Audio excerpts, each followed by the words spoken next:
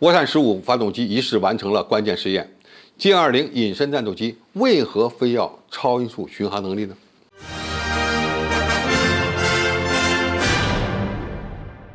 观众朋友、网友朋友，大家好，我是付建少。近日，网上出现了某群国产航空发动机已经在地面完成超音速巡航状态试验的消息。由于超音速巡航只有小韩道比的第4代涡扇发动机拥有这样的能力，网友们倾向于它可能是国产的涡扇15发动机。而且呢，通过这个消息可以确认该发动机呢已经取得了重大节点进展，很可能在不远的将来，歼20战斗机呢就可以配备上这款先进的第4代的涡扇发动机。当然，我们不证实这个消息是真是假，在这里呢，只讨论2个问题。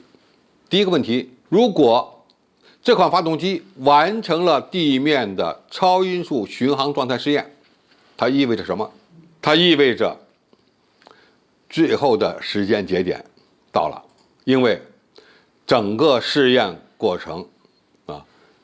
尤其是在地面完成的超音速巡航状态的试验说明这款发动机已经成熟再经过实机检测，它就可以正式装备部队换装到歼20或者是其他的先进战斗机上。那么什么是地面的超音速巡航状态试验？这个呢恐怕需要解释一下，因为在地面上你不可能飞到超音速更不可能搞什么超音速巡航了一般的飞机在地面试车或者地面滑跑，那个速度都是很低的，你不可能用超音速的速度起飞降落这是做不到的。那么第4代的隐身战斗机一条很重要的战术技术指标就是超音速巡航。那么什么是超音速巡航呢？就是发动机不打开加力用它的军用推力就能够让战斗机实现超音速飞行。这样的好处应该说是很多的我们后面呢再做分析。那么在这样的状态下，发动机一般的工作环境是什么样的呢？高度比较高，起码在7、8千米以上另外呢，飞行速度当然也要比较高了，你要在超音速状态下进行飞行使用那么在地面怎么测？没办法测。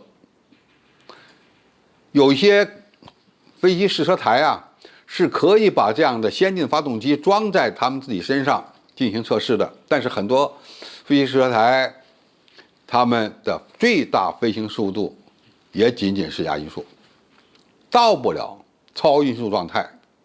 这个呢恐怕就比较困难了。有些动力装置，你像运输机的涡扇发动机、大型客机的涡扇发动机都可以用空中的试车台进行检测的，因为它跟真实的飞行环境一样检测完了就可以装机使用了。用它们来检测小韩道比的能够具备超音速巡航能力的涡扇发动机，那恐怕就是不够了。怎么办？实机检测是一个，就是直接装在战斗机上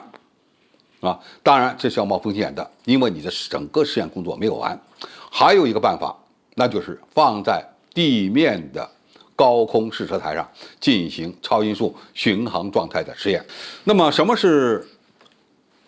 地面上的高空试车台呢？它有点像风洞，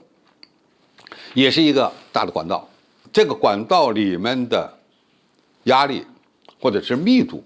是可以调节的比如说通过抽气的方式将管道里的空气抽到一半，那么大致它就可以模拟7、8千米高度上的飞行了。因为我们知道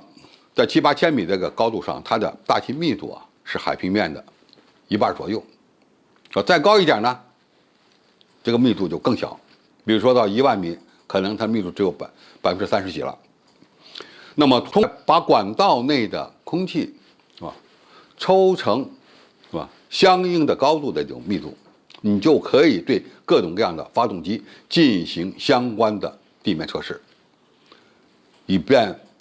考核它能否在某一个高度、速度状态下能够安全可靠的工作。当然，这样的地面试车台相当复杂，耗能也很高，不是什么国家都拥有的。到目前为止，全世界只有5个核大国才拥有这样先进的地面高空试车台。它的建设周期呢也比较长，动辄10年甚至20年。但是，一旦建成了以后，就可以为各种各样的不同类型的航空发动机的地面测试奠定良好的基础。那么现在这条消息说的是某新型发动机已经完成了地面超音速巡航状态的实验，这就有意思了。一个，显然它已经在地面高空试车台做了大量的实验，现在已经进入到了超音速巡航状态的工作检测。那么什么样的飞机需要超音速巡航？第4代的隐身战斗机才有这样的指标要求。当然，你把它装在第3代战斗机上，只要升幅比合适，它也可以做超音速巡航。但是第4代隐身战斗机很重要的指标，或者排第2位的指标，那就是超音速巡航。从这样的消息我们可以看出来，国产先进涡扇发动机现在已经发展到了非常关键的一个阶段，很可能在不远将来就会专机使用了。那么现在第2个问题是，先进战斗机为什么一定要追求超音速巡航能力呢？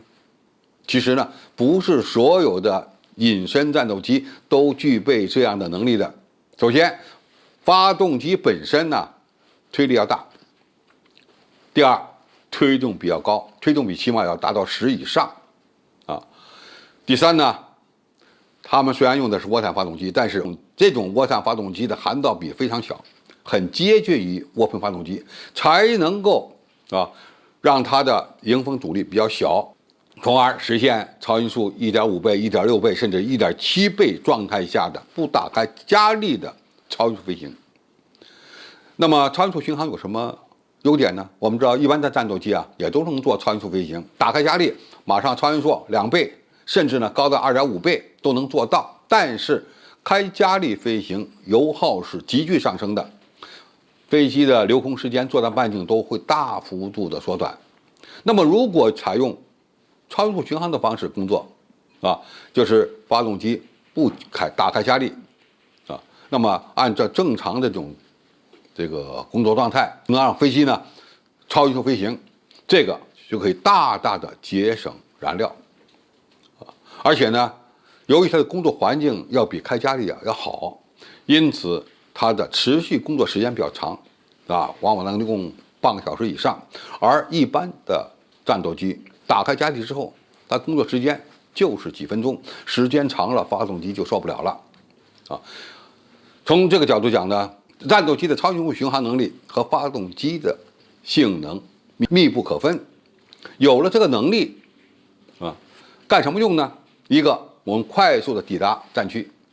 接到命令以后呢，一般你用亚音速飞行的话，速度比较慢如果用超音速巡航的方式飞行，那么就可以迅速的抵达战区上空来执行相应的拦截任务或者是攻击任务，这是一个。再一个呢，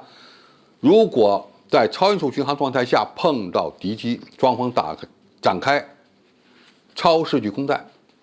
那么在导弹发射过程中，如果飞机是亚音速的，那么导弹发射的动能呢就相对低一点。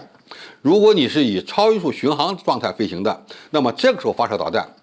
导弹刚刚发射出去，它已经是超音速巡航状态了，再启动导弹的发动机，这样的话呢，它的最大速度、航程都可能会有所改善，特别是射程，将有可能的角速度的提高，飞行速度呢也要比对手更高一点，因此能够做到先敌攻击。这个先敌攻击不是我抢先发射导弹，而是我发射导弹的时候，我的速度就已经比你快了。有可能的，对方的导弹还没打到我，我的导弹已经打到敌方了，因此我马上做机动，退出。因此，这样的一个能力对于一些隐身战斗机，特别是重型隐身战斗机来讲，非常重要。歼20目前的发动机呢还做不到。但是下一代的专门为歼20研发的新型涡扇发动机，就可以让歼20拥有这样的能力。到那个时候，一旦我们国产的新型发动机到位，歼20就可以成为全球最优秀的第4代隐身战斗机。好，今天的评述就到这里，谢谢大家收看，我们下期再见。